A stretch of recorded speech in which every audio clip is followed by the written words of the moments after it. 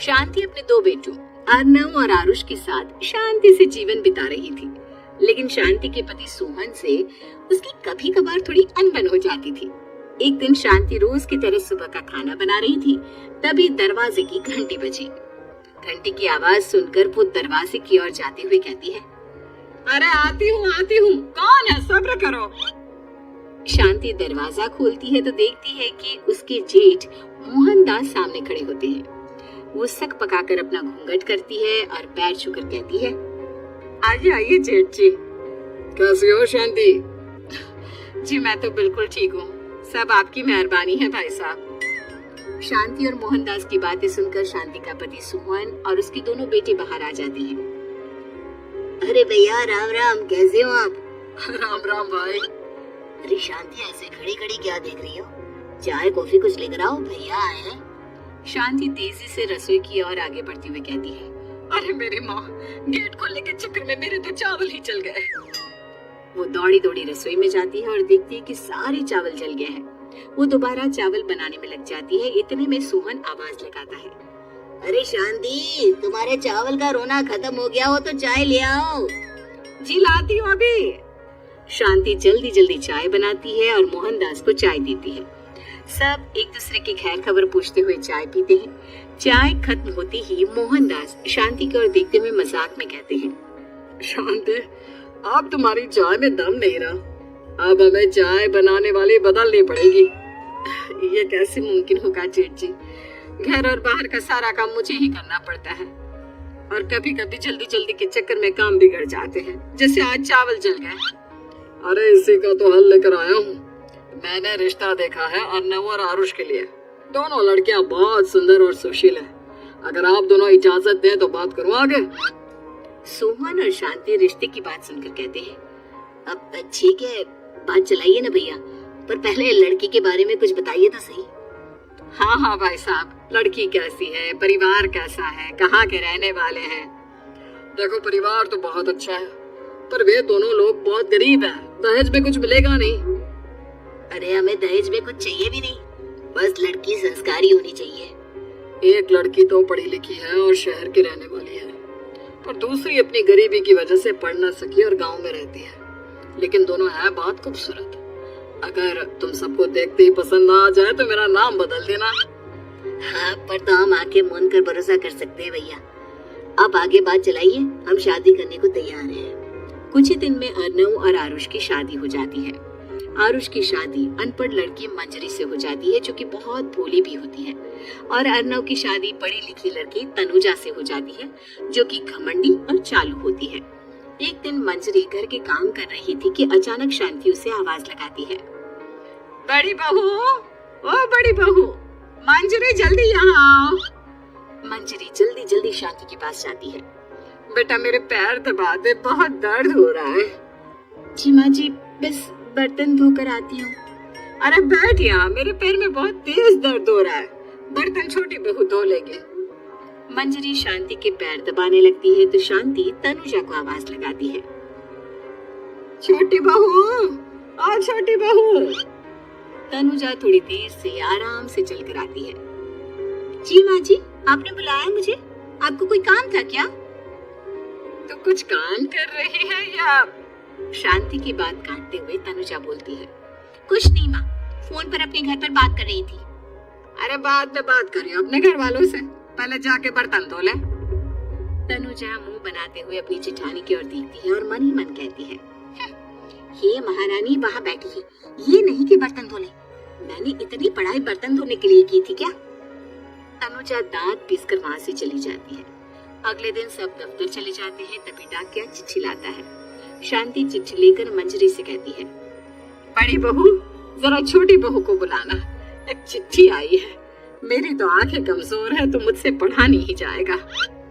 मंजरी तनुजा के पास जाकर कहती है, तनुजा, तुम्हें माँ जी बुला रही है। मुझ पर हुक्म मत चलाओ, काम बताओ काम। अरे मैंने तुम पर कहाँ हुक्म चलाया, और हुक्म चला भी दूंगी तो क्या हुआ, तुम तो मेरी छोटी बहन की तरह हो ना। तुम जैसी अनपढ़, जाहिल और गांव की गवार मेरी बहन नहीं हो सकती। बेचारी मंजरी तनुजा की बात सुनकर अपना सा मुंह लेकर रह गई। कोई चिट्ठी आई है, माँ जी तुमसे पढ़वाना चाहती है, बस इसलिए बुला रही है। मुंह टेढ़ा करके तनुजा मंजरी का मजाक बनाते हुए कहती है, अनपढ़ गई की। तनुजा का ऐसा बर्ताव देखकर बड़ी बहू बहुत दुखी होती है। तनुजा को अपनी पढ़ाई का घमंड इतना हो गया कि अब वो घर के कोई काम नहीं करती और अपनी जेठानी का मजाक बनाती रहती। तनुजा का ये बर्ताव अब उसकी सास को भी नजर आने लगा था। एक दिन शांति ने अपनी बड़ी बहू से कहा, मंजरी, तनुजा हर समय तुम्हारा मजाक उड़ाती है, तुम्हें गुस्सा नहीं आता क्या? आता तो है माँ जी, लेकिन मैं क्या करूं? जब भी उसे कुछ बोलती हूँ वो और भी जली कटी बातें मुझे सुनाकर चली जाती है। मैं उसे अपनी छोटी बहन की तरह प्यार करती हूँ, लेकिन उसके दिल में मेरे लिए कोई इज्जत नहीं। बहू, तूने वो कहावत सुनी है, जुल्म करने वाले से ज्यादा जुल्म सहने वाला अपराधी होता है। मंजरी अपनी सास का इशारा समझ जाती है। वो अपनी देवरानी को सबक सिखाने की ठान लेती है और एक दिन शांति अपनी दोनों बहुओं के साथ बैठी थी तो शांति अपनी बड़ी बहू से पूछती है, अरे बहू, शाम होने को है, कुछ सोचा है क्या बनेगा खाने में?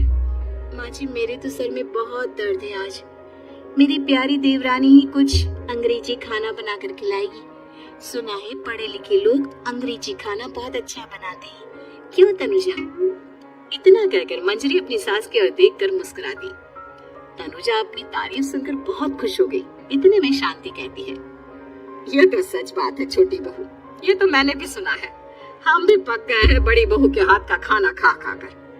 तनुजा, तुम्हारी माँ भी तो तुम्हारे खाने की बहुत तारीफ करती है, आज हमें भी खिला दो कुछ अच्छा से बनाकर। शांति की बात सुनकर छोटी बहू और आसमान पर चढ़ गई, पर उसे ये कहाँ पता था कि उसकी सास और जेठानी उसे सबक सिखाना चाहती है।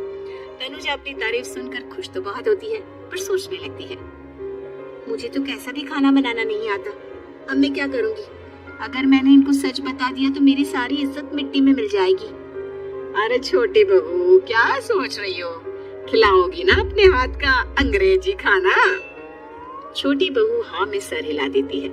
अचानक से उसके दिमाग में एक आइडिया आता है, मैं इंटरनेट से देखकर कुछ बना लेती हूँ, मेरी वाहवाही पूरे घर में हो जाएगी। मुझे कौन सा रोज रोज बनाना है। माँ जी, आज आप सबको ऐसा खाना खिलाऊंगी कि। इतने में शांति छोटी बहू की टांग खींचते हुए कहती है कि पता नहीं कैसा खाना खिलाओगी, हे ऊपर वाले हमारी रक्षा करना। इतना बोलकर शांति और मंजरी दोनों जोर जोर से हंसने लगते हैं। अब तनुजा रसोई घर में चली जाती है और खाने की तैयारी करने लगती है, पर उसे रसोई घर की चीजों के बारे में तो कुछ नहीं पता। जैसे तैसे सारी चीजें निकालती है और इंटरनेट पर देखकर खाना बनाती है। कुछ ही देर में सब लोग घर आ जाते हैं। अरे सुनते हो, आज का खाना हमारी छोटी बहू बना रही है। अरे वाह, आज तो फिर कुछ अंग्रेजी खाना खाने को मिलेगा। कुछ ही देर में खाना बन जाता है तो छोटी बहू सबका खाना लगा देती है। इतने में बड़ी बहू कहती है, क्या बात है देवरानी जी, आज तो बहुत अच्छी खुशबू आ रही है। ये बात तो सही कही बड़ी बहू तूने, खुशबू तो अच्छी है, ऐसी खुशबू तो मेरे खाने में भी नहीं आती। सब मिलकर छोटी बहू की बहुत तारीफ करते हैं और छोटी बहू सातवें आसमान पर बैठ जाती है। अब सभी खाना खाते हैं। जल्दी जल्दी दो, अब तो मुंह में पानी आ रहा है। हाँ, मुझसे भी नहीं रुका जा रहा। जैसे ही सोहन एक निवाला खाता है तो उसकी आंखों से पानी आने लगता है। ये देखकर शांति सोहन से पूछती है, क्या हुआ जी, खाना इतना अच्छा बना है कि आंखों से पानी आ गया? सोहन चुप रहता है और धीरे धीरे से खाना शुरू कर देता है। इतने में सोहन छोटी बहू से कहता है, बेटी तुम भी तो खाओ, तुम क्यों रुकी हो, खाना सच में बहुत अच्छा है। ये कहकर सोहन जोर से हंस देता है। फिर सब खाना खाने लगते हैं, लेकिन खाने में नमक और मिर्च तेज हो गई थी। तनुजा से कोई कुछ नहीं बोलता, बल्कि उसे भी खाने को कहते हैं। जैसे ही छोटी बहू खाना खाती है वो पानी पानी कहकर चिल्लाती है, पानी, इसमें तो पानी। ये खाना तो सच में इतना अच्छा बना है कि हमारे साथ साथ देवरानी जी भी इसके स्वाद को कभी नहीं भूल पाएंगी। सही कहा बहू। तनुजा को अपनी गलती का एहसास हुआ और उसने अपनी सास से कहा, माँ जी ये मेरी गलती नहीं है, इंटरनेट पर दिखाया था कि 4 चम्मच नमक और मिर्च डालने हैं। अब मंजरी को भी मौका मिल गया और उसने तनुजा पर तंज कसा। नाच न जाने आंगन टेढ़ा, हर जगह अपनी पढ़ाई दिखाती हो, दूसरों का मजाक उड़ाती हो।